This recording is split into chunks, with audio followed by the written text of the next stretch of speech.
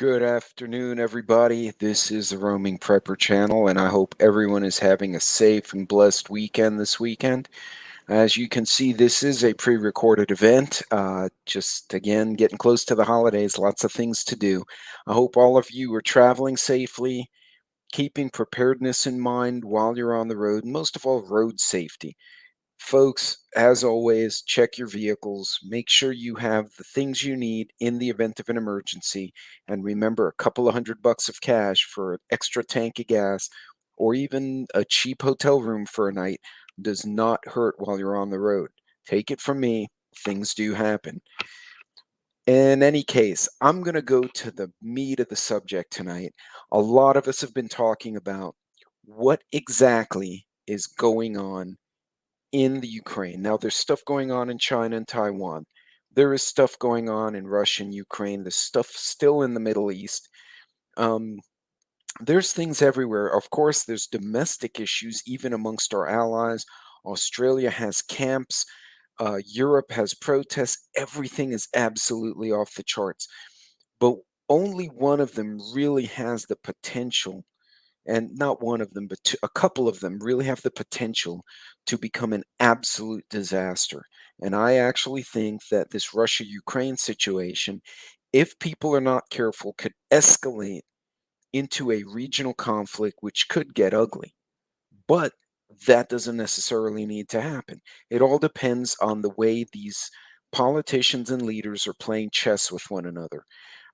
But the question is, why would Russia really be interested in the Ukraine? There's a lot of conjecture about, well, Putin wants to recreate the USSR. The NATO expanded too much and they got too close and kind of pissed the Russians off because agreements had been made in the past. There's a lot of conversation that can be had back and forth as to exactly why uh, we are where we are right now. But it's important for us to kind of take a deeper dive and kind of back away. And let's just look at this one particular situation because I do think, and I think it's very relevant to look a little deeper at what exactly is going on. So let me share this first article with all of you. This is from the Washington Examiner, called Why Russia May Attack the Ukraine Before Christmas.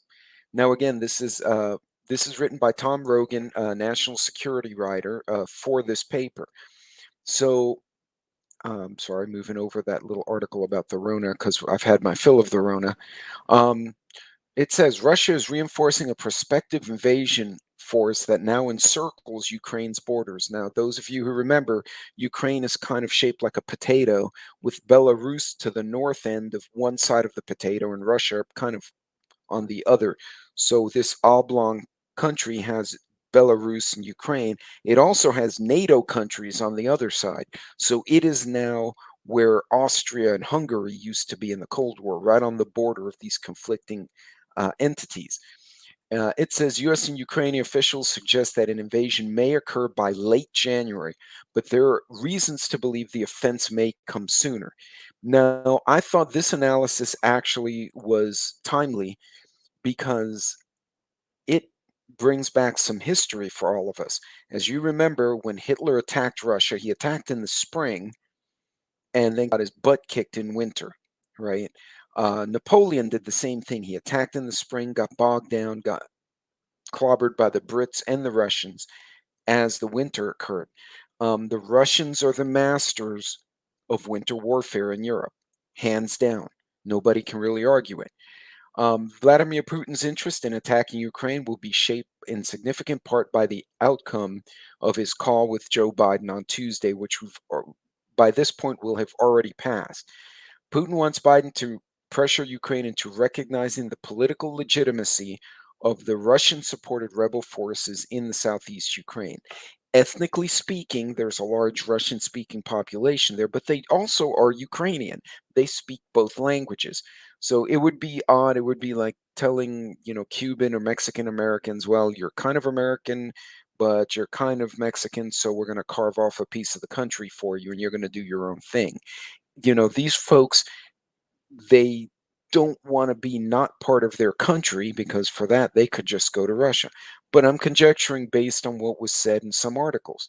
However, why does this writer think that Putin will ultimately make a move sometime before the middle of January? As for military considerations, it would be nonsensical for Putin to give the West and Ukraine advance warning of his attack. Now, of course, that's very obvious.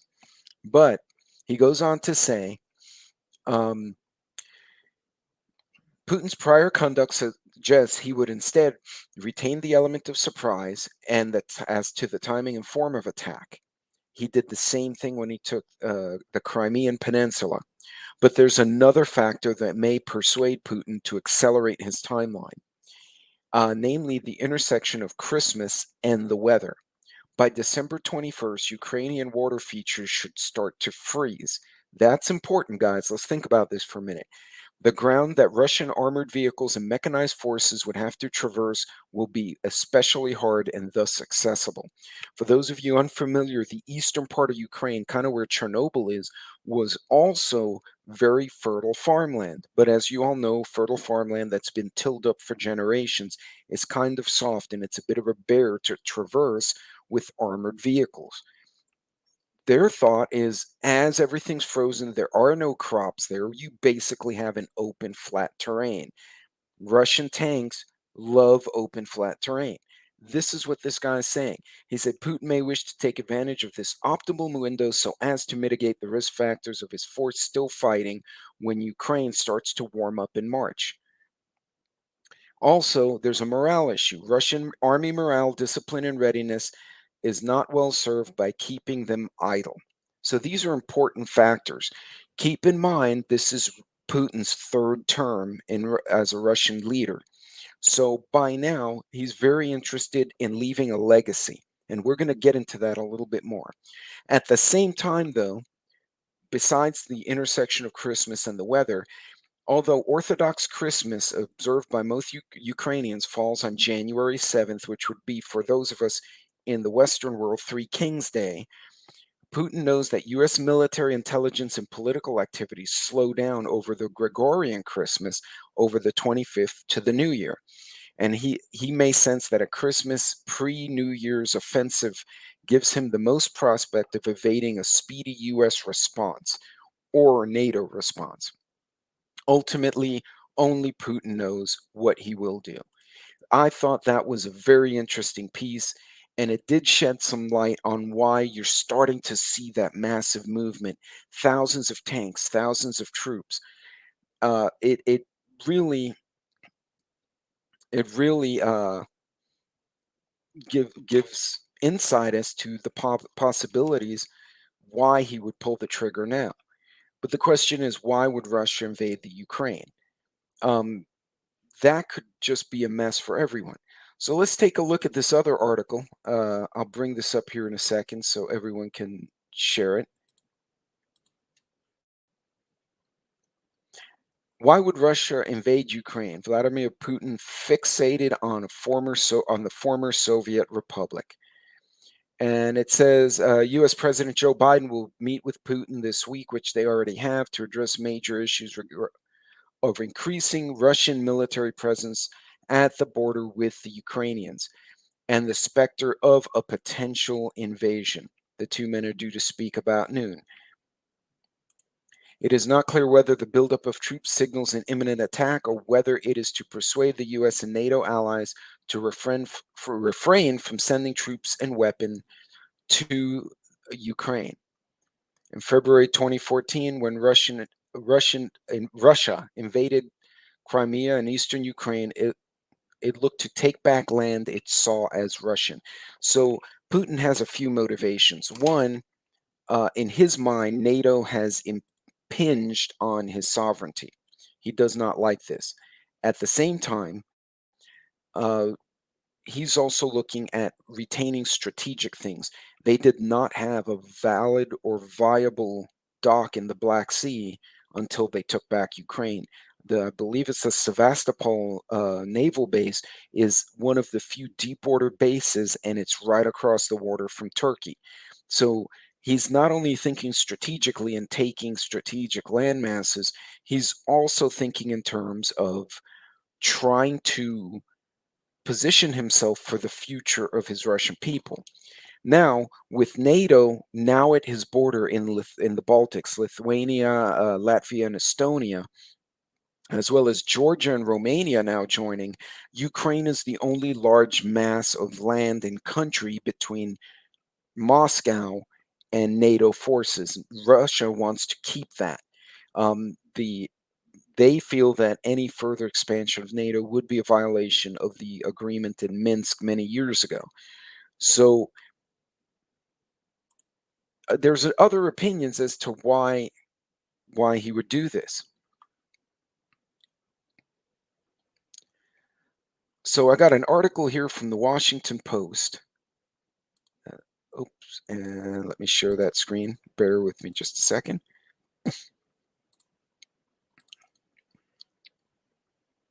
Over the past few weeks, reports have emerged that Russia has been building up forces. This is a bit of a dated article.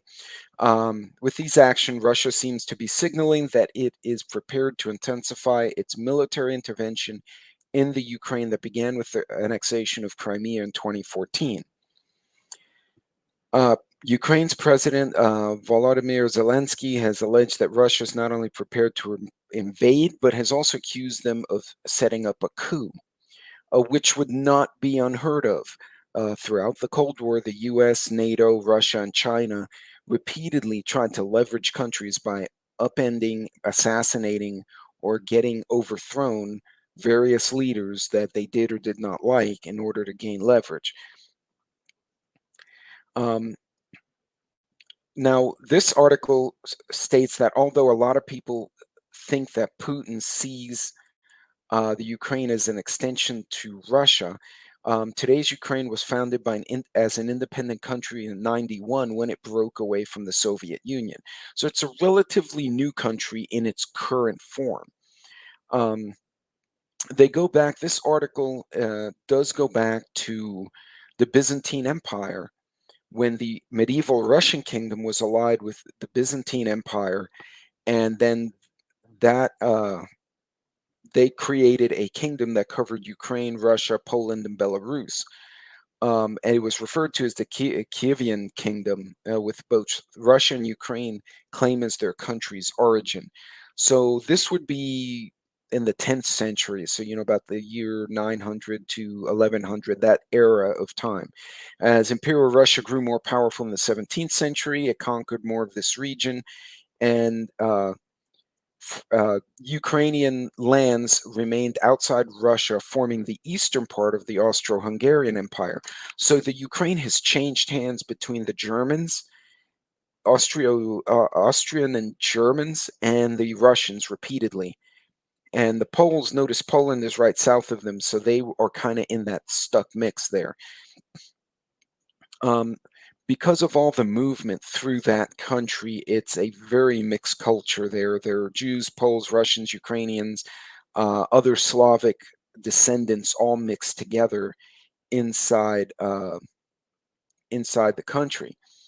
So this article goes into a lot of detail as to why Putin believes that this nation truly is part of his country's heritage. Um,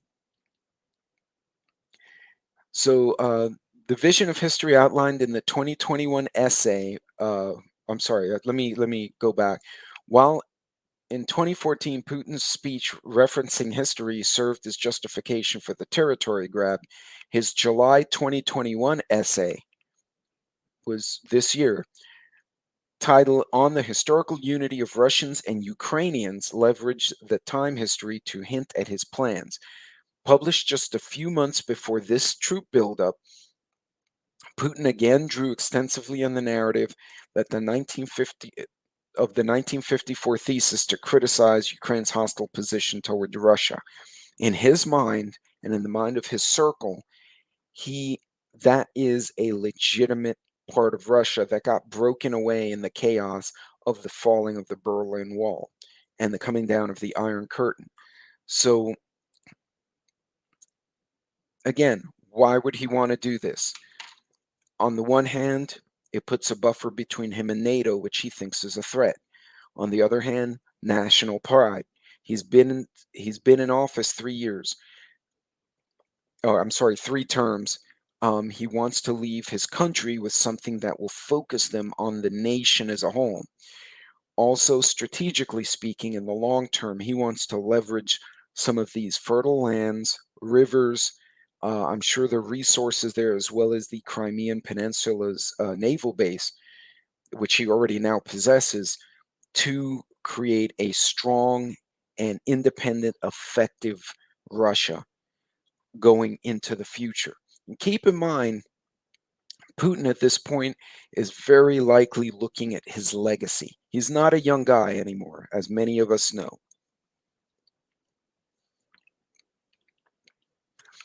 So those are his motivations, but really, what would come of it? So, but is there more to it? You know, if he does this, what else would benefit? Why else would he benefit from it? So there's a former lieutenant colonel said that if he pursues this, sanctions on Russia probably will not work. And let me see if I can bring up that newsreel here so you guys can listen to it. And bear with me as I go through all this fun.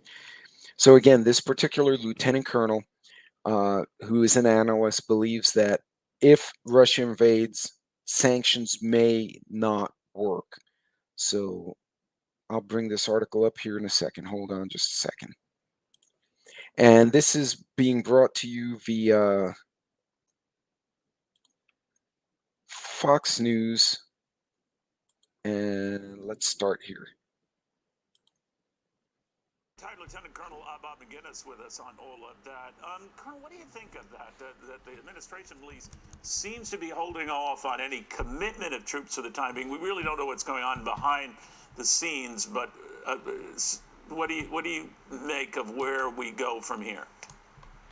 Yeah, well, our national interests are questionably at risk here, though, we don't like to see a democracy fall. Keep in mind, Neil, there are 40 armor battalions lined up against Ukraine. There are 2,900 infantry fighting vehicles. There are 1,600 artillery tubes, maybe more than 100,000 troops. Putin is serious this time. This is far more than he had on the ground when 2014 when he took Crimea. And so, this is credible. However, he's made it very clear in his State of the Union address back this April. He said there will be a future Russo-Ukrainian country.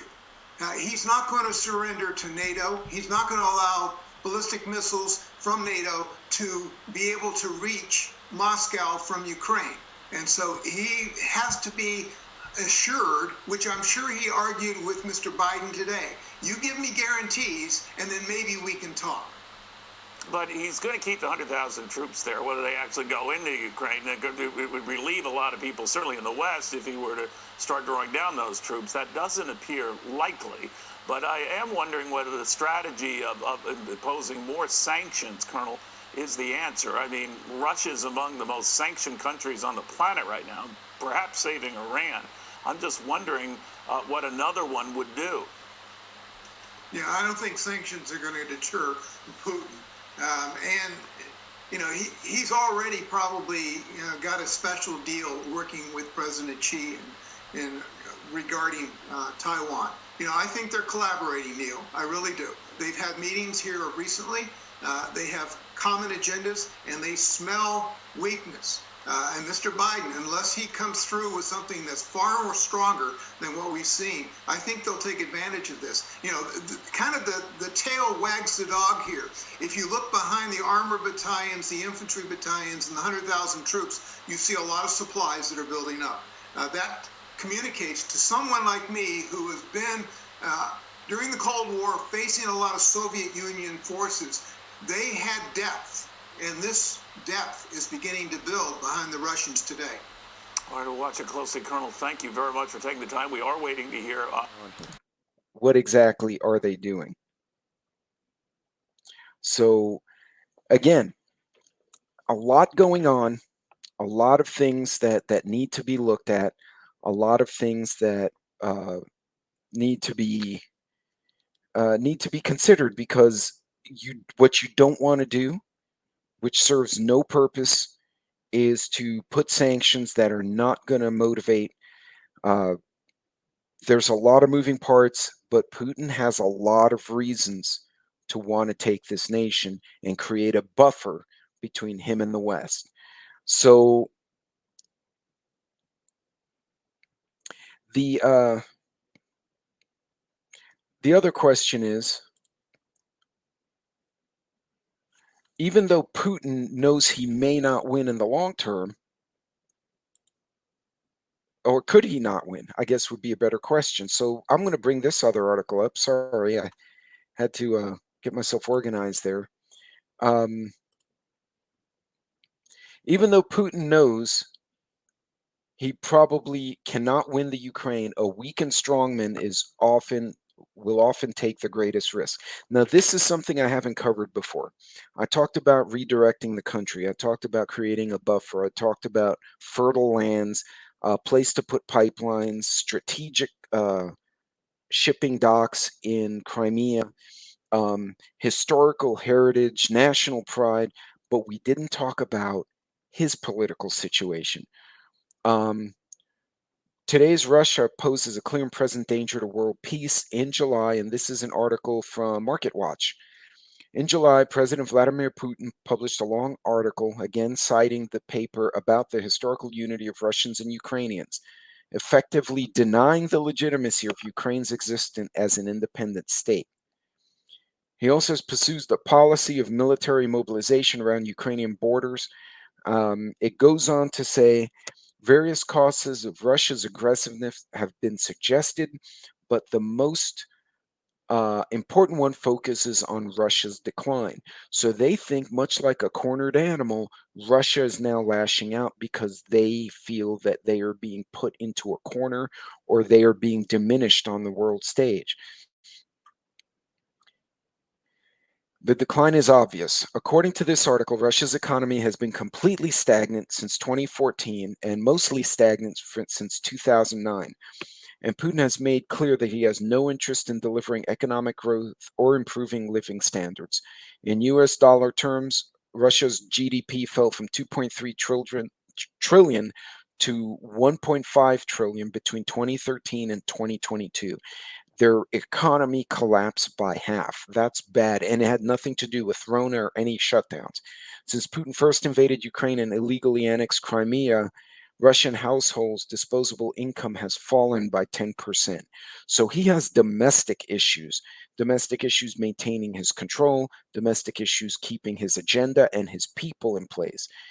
Tensions at the Poland-Belarus border reflect more of an immigration crisis. Wall Street Journal's Gerald F. Sieb explains how the clash between Middle Eastern immigrants and Polish troops at the border signifies a struggle for geopolitical advantages between Russia and the allies in the US and Western European nations. So, again, this brings up the context of using the immigrants that are being run out of damaged places because of various wars against his foes, basically redirecting, flooding his enemies with innocent refugees, using them as a leverage point. Putin aspires to create a modern day Sparta, according to this analyst, a state focused solely on its military prowess. The Russian 2008 Georgia attack, and yes, they got into a fight with the country of Georgia in '08, revealed many military shortcomings, and the Kremlin has undertaken substantial modernization, while much of the rest of Europe continued their Cold War disarmament. This is exactly what happened between the world wars. Germany was disarmed, they lost the war, they had these terrible sanctions put on them, and between the first fall of the German Empire and Austro-Hungarian empires, and then the subsequent rise of Nazi Germany, Hitler started to militarize while the European nations were actually doing the opposite, which is why the Blitzkrieg was so effective. They didn't have anywhere near the size and numbers, but they had the technology, the training, and the expertise, and the Nazis and the German panzer divisions just ran ripshod over the Europeans, even though the Europeans had drastically greater numbers. You're seeing a similar thing today. Since the fall of the war or the wall, Russia has been marginalized in many ways. They've been militarizing, and for the most part, people are going la la la la la and not listening and watching what they're doing. Russia's relative military might probably has already peaked. According to a Stockholm International Peace Institute research paper, Russian military expenditures reached 62 billion in 2020. Uh, but even India surpassed Russia with the 73 billion military budget.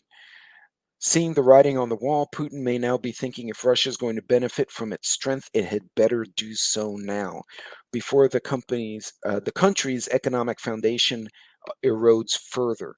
Moreover, the oil commodity boom has strengthened the Kremlin's incentive to strike while the iron is hot and they have a cash flow. So, and it even says here, like a cornered animal, declining powers are often the most dangerous ones. As Graham Allison of Harvard University reminded us in the book Destinies for War, it was a declining power, Austria-Hungary, that started World War I by declaring war on Serbia. In the current context, the Russians appear to be planning a tank and artillery campaign reminiscent of World War II. And that's an interesting comparison if you think about it, because Austria-Hungary picked a fight with a smaller neighbor over what was generally considered bull at the time. The guy who killed the Austrian Archduke Ferdinand was a Serbian separatist, but he did not represent the country. He was a known radical in multiple countries. So this was a guy who was known to cause trouble, and he got lucky and killed somebody very important. Serbia knew it. The Austro-Hungarian Empire knew it. They attacked him anyway because they were on the decline and they thought it would be a great way to rally their people and their economy. And World War I decimated Europe. So this is where I'm drawing these parallels, folks. You see that expansionist. I want to reclaim, again, going to Nazi Germany, going to the Austro-Hungarian Empire. They want to reclaim land. They want to expand themselves, their economies, or their crops are suffering. You're seeing those things play again. And if you read that book or you're familiar with the four turnings, we're at a point, historically speaking, where we're kind of at a fourth turning, where you're going to see that upheaval, that intergenerational upheaval, in a big way, not the more peaceful and beneficial ways we've seen recently. So again, interesting points from these folks, and it makes you wonder what exactly is he going to do? Is he going to pull the trigger while the weather, the economy, the military might, the money, everything's in his favor? He knows, he's not a young man. At some point, he's going to have to step down, or they'll step him down. Will he and his leadership decide to move forward? Again, anybody's guess. Uh, so, what if it happens? Let's go to that subject. What if it happens? What if Russia says, we're going to go in? One of the big concerns a lot of people have is that, and one that I have, and I think it's quite a legitimate one, is in the event we get into a situation where Russia goes into the Ukraine, right? That's not an American war. We're going to pour weaponry into the Ukraine as a mode of attrition. But keep in mind, you have the sea just south of these countries, right? They're NATO, Russian, all sorts of ships all mixed together. It only takes one miscalculation. It only takes one person or one ship or one tank commander opening fire on the wrong things, and things can suddenly escalate. Right. You suddenly have a Russian aircraft decides it's going to go attack a Ukrainian destroyer and sinks a British ship or a French frigate. And then the French decide, oh, if that's what you're going to do, and start shooting down Russian planes. And all of a sudden, you have a problem. So this is concerning to me. Is it political puffery? It may all be political puffery, friends. It may all be just Putin trying to leverage something from somebody to get something in his favor. But uh, will he miscalculate? Will someone miscalculate? So here's an article from the National Interest, which is a think tank of international uh, geopolitics, which covers um, Europe's worst nightmare. Here's what a NATO-Russia war would look like. And this is written by Dave Majumdar. If war to break out in the Baltics between Russia and NATO, it might ultimately be irrelevant what the conventional balance is on the ground.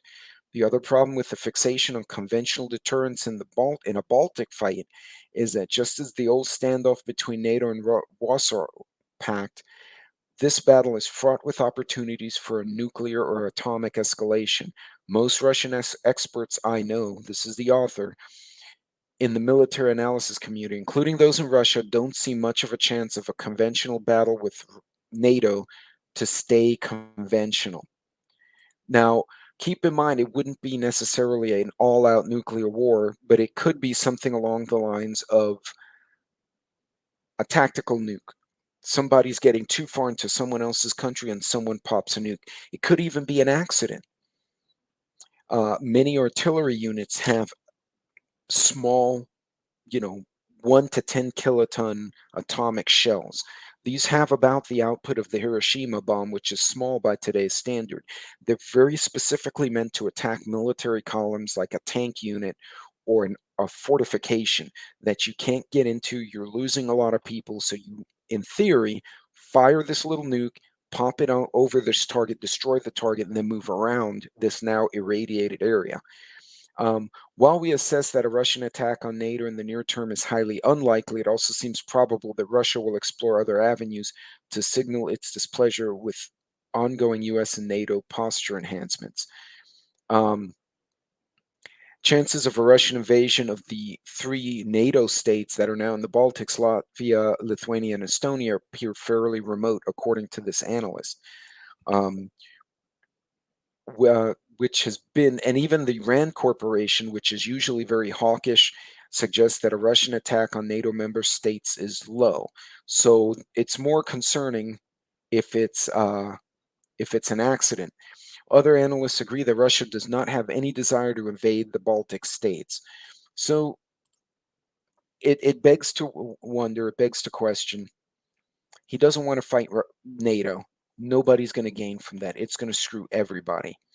He wants Ukraine. We're pouring a bunch of equipment apparently into the Ukrainians. So let's just say this situation stays with Russia and Ukraine. Let's just say everyone plays their part, they keep within the buoys, and it doesn't expand between the two countries. How bad could it get? Who would it be bad for? So let's look at that for a second. Another good article from MSN that actually came to us through the Atlantic. And let me bring that up here. Bear with me just a second, folks.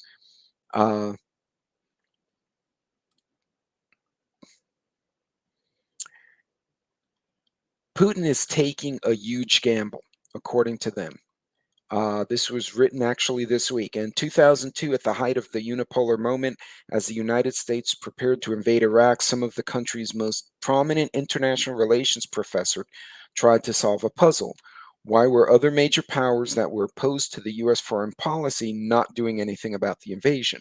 Russia, China, France, Germany, England all made their views known at the UN that they would not, but they would not back Saddam Hussein.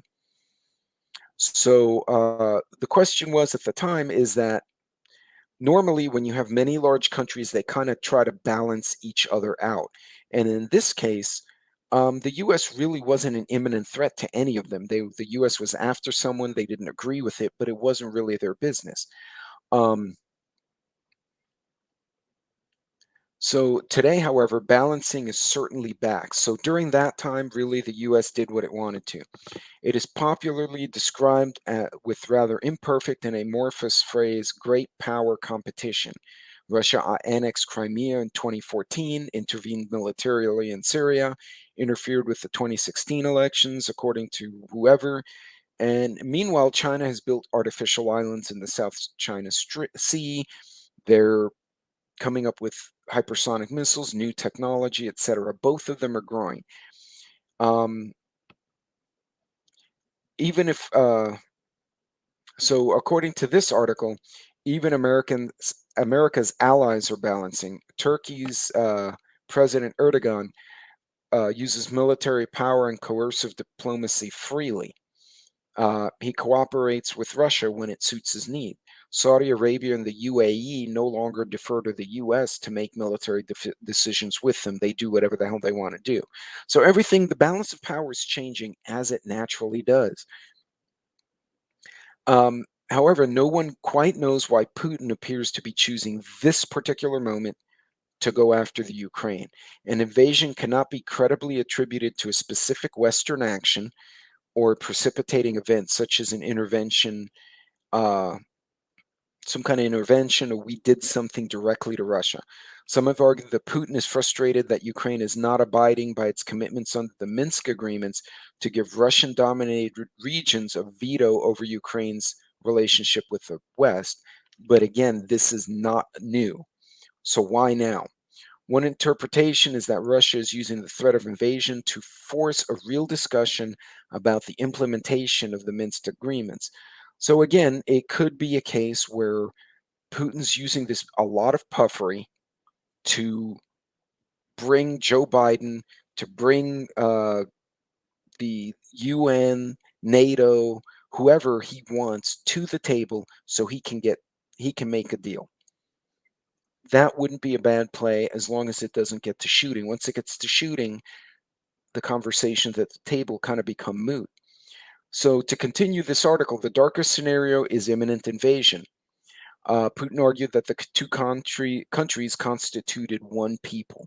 I mentioned that before. They keep citing this same essay on the historical unity of Russians and Ukrainians. Western analysts have long noted that Russian and Chinese assertiveness can be counterproductive. Prior to Russia's annexation of Crimea, Ukraine felt torn between the West and Russia. After they took Crimea, the majority of Ukrainians now wanted to be part of the West because Russia was bullying them. The same thing, China cracked down in Hong Kong. Now Taiwan is thinking, no, you're not going to have two systems, one country. That's bull, because that's what you said to Hong Kong. Look what you did there. But here's where it could cost Putin. He's got this inflation. He's been in office for a long time. I'm sure he's got his enemies. The people, the quality of life is garbage. The economy is failing. They're the most, as you heard in that news article earlier, the video, it's one of the most sanctioned nations in the world. So the prospect of an invasion, or it's quite a gamble. According to this analyst, if Russia does not rout the Ukrainian forces quickly, the conflict could be protracted. This is something I mentioned in another one of my videos. The Ukrainians have been up-armoring, but not to beat Russia in the battlefield one-on-one, because they can't. What the Ukrainians are preparing for is to make a very slow, painful, tactical set of withdrawals across their country, but make everything bloody. Basically, they're going to lose. They know they can't win per se, pound for pound. So they're just going to make it as ugly as possible. And again, they got their hands on javelins. They got their hands on Gustavs. God knows what other hardware they have in the background. I'm pretty confident someone's training their guys to do things. Every foot, every yard, every mile the Russians take, the Ukrainians may just do a painful, slow retreat across their own country. So again, the inevitable civilian casualties and the destruction of property could inflame public opinion in the eastern part of Ukraine, which is the Russian speaking part, which could lead to an insurgency behind the Russian lines. So if Russia comes in overly harsh and starts killing a bunch of civilians in the process of its invasion, it's conceivable that even the Russian speaking Ukrainians, the ethnic Russians as they call them, may say, this is bullshit.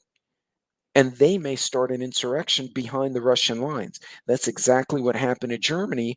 They took France, they installed this false government, and they were so harsh on the people that the French resistance caused so much damage to the German army, it's not even funny. And Germany had a much bigger army at the time. Uh, French President Emmanuel Macron has long been of the view that Europe should engage on Russia with security matters. Meanwhile, far from being isolated, Putin has actively sought to increase Russia's ties around the world. So, um, again, it could be a really ugly situation if it goes to the ground. Is it worth it? I don't know, guys. The analysts can conjecture, they can make hypotheses, they don't know. In the coming weeks, the United States, Germany, France, and the United Kingdom will no doubt seek to strengthen deterrent by raising the cost of invasion. The Biden administration and at least quote unquote four other allies will meet with Russia to discuss European security. And this could be what it is. At the end of the day, Putin's trying to get Russia a nicer seat at the table, whatever table that may be. Obviously, one way the US can hurt Russia is exactly what they did in the 80s.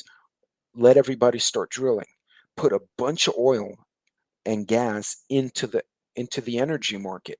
What's that going to do? It's going to drive down the cost of oil, and oil is one of the biggest revenue builders for Russia, and basically try to bankrupt the Russians, especially if they can do it in cahoots with Saudi, Kuwait, the UAE, and all these other countries in OPEC at one time. Everyone opens the spigots.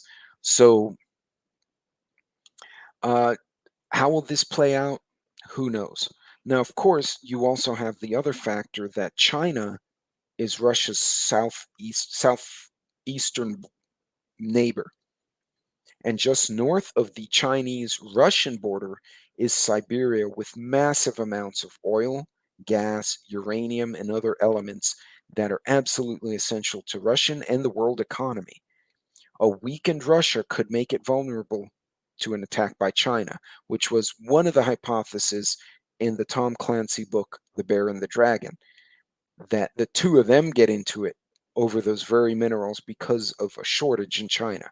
Again, this is just going down a rabbit trail, but weakening themselves in light of the current global environment does not help Russia. But a desperation move by a president who's about to leave, or if he genuinely thinks this will help his country and its economy, could he jump in both feet? We don't know. And I'm hoping we don't find out. Right now, we're in the early part of December of 21. I'm hoping a month from now, we come back and find that they've made some deals behind the scenes. Keep in mind, good diplomacy often happens away from the cameras. Deals are probably being made right now, but how does this affect us? So, this was my breakdown of what I see, what I'm reading, what the analysts think from various news sources. The bigger question is, what do we do as preppers? Obviously, I can't pick up the phone and tell Putin not to invade somebody. I'm genuinely, most of us don't have that kind of pull. So what would happen if something happens like that? The market's going to take a dump. We all know that. That's pretty much what the market does when a destructive war happens, right? A quick war, people get excited, stocks go up, infrastructure starts getting destroyed, shipping starts getting torpedoed or missiled or whatever. That does bad things to the market. So what do? Well, generally a war will have an inflationary effect. It's the post-war that will usually bring up the economy. Um, Although there have been cases where it was the other way around. So if a protracted war breaks out of some type in Europe, even if it doesn't directly involve the US, you can expect shortages of strategic materials, aluminum, steel, fuel, petroleum products. Ammunitions will probably start disappearing because DoD will start buying them up and dropping them in the Ukraine or with whatever ally. Uh, you will also see shortages of some staples, right? Because shipping is going to get disrupted. Nobody wants to send a cargo ship across a war zone. The last country that flew an airliner through an active war zone was the Malaysia flight, and it got shot down by the Russians, who thought it was some Ukrainian bomber or whatever the hell they thought it was. So again, you're going to see that disruption in an already screwed up supply chain. That's not going to benefit anyone. Now, you could go down the rabbit trail and say, well, if the US and Russia get directly involved, they could EMP us. We could EMP them, though. We could hack them. They could hack us. There's a lot of things going on that could occur. But just trying to keep the focus on this Ukraine Russia thing. If that breaks out, will it affect day-to-day life in the States? No, but you will, as a preparedness person, start seeing the shortages. You're going to see that inflationary effect become really acute for a while because certain products, goods, materials will be rerouted to whichever purpose the nation as a whole thinks. Also, things will not come home in a timely manner. Now, if things escalate to where other countries or even NATO gets dragged in, guys, all bets are off. We could be seeing ration coupons like we did in World War II, where you can only get a pound of sugar every, I don't know, every week or month or whatever the rations were. You can only get so many eggs.